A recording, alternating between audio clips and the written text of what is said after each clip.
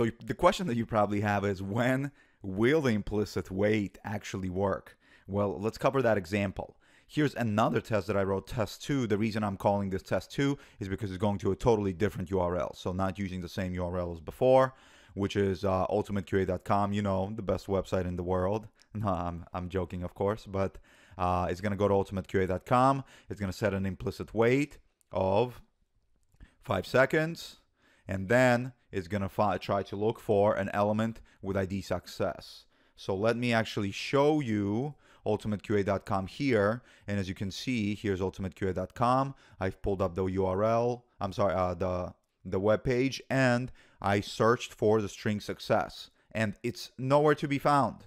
Okay, it's nowhere in the HTML. There's nothing that is success, which means that there's no ID success. Okay, so now with that said, let's go ahead and run this test and pay attention to how long this test takes to execute. So we're going to start running this test. Just remember how fast the tests above failed whenever an element wasn't found. Check this one out. So it's pulled up the web page, and now the test is not finishing.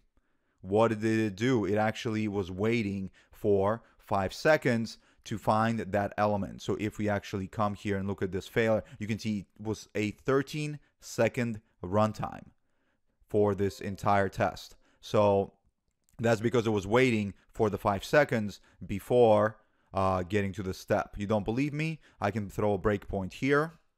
I can debug this.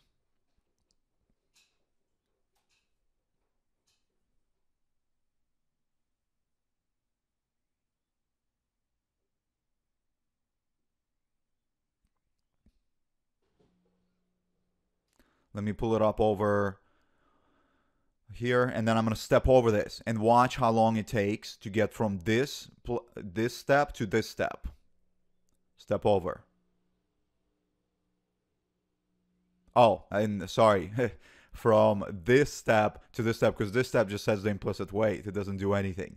This is the one that actually does something. So watch how long it takes to go from here to this curly brace. See how it's stuck and not doing anything? And boom, an exception was thrown. No such element exception. No such element, unable to locate element, which is exactly what happens when the element was not found. Does that make sense to you?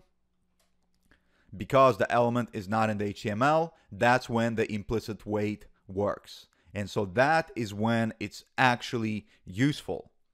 However, remember that if you set an implicit wait, in the future, when I teach you about other waits, you cannot mix them. I'll show you that in the future, don't worry. But you cannot mix implicit waits and other waits, which is one of them is explicit waits. It's not recommended by the Selenium community.